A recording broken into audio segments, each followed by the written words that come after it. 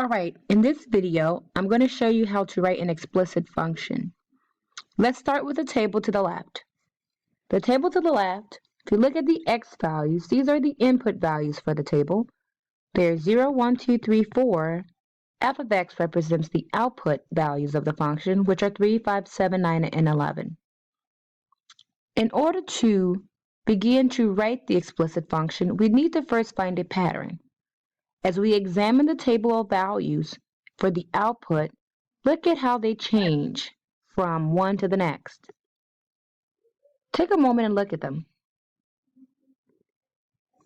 As they change from one to the next, notice they each increase by a value of 2.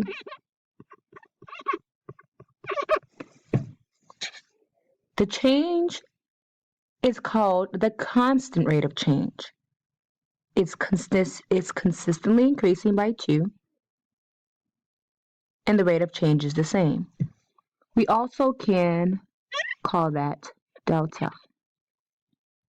Generally, we create a third column. We can call the delta, which represents the change in the values of the output column. In order to write the explicit function, now that we know that we have a linear function because there is a constant rate of change, we're going to go ahead and write the formula. The formula represents by saying f of x is equal to delta x plus f of 0. Well, delta is 2, and in order to find f of 0, we're looking for the function's output, where the input is 0.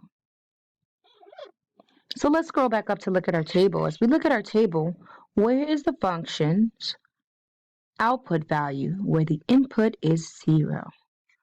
Well, if you notice here, it's where we have an input of 0, so that means f of 0 would be 3. That would represent the y-intercept. So we do have a linear function, and the explicit function is f of x equals 2x plus 3. Let's look at the table to the right. Well, as you look at the values in the output, again, the x values are increasing by 1. But if you notice the values of the output, they're increasing by a different rate every time.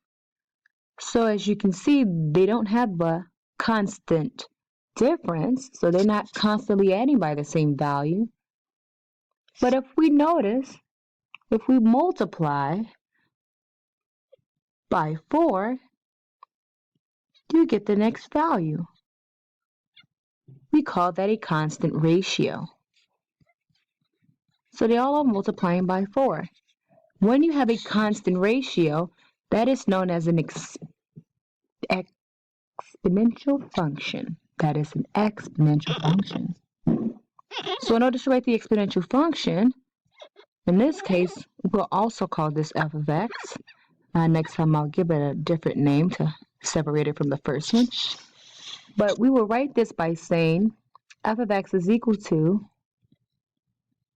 f of 0 times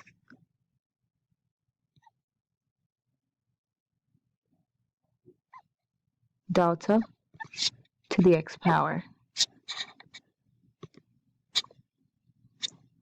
So now f of 0 is 1.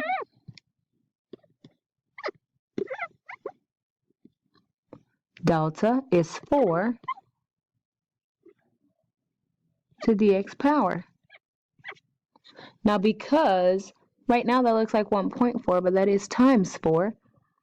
Let's go ahead and try to scribble, make that more like a dot. In order to write it where it mathematically is written, we will not write the 1 because we do not write the 1s in algebra. Remember, mathematicians are basically lazy but very smart. So we can leave off the 1 if f of 0 is equal to 1. So we can write this function as f of x is equal to 4x. There's an invisible 1 in front. You have your exponential function.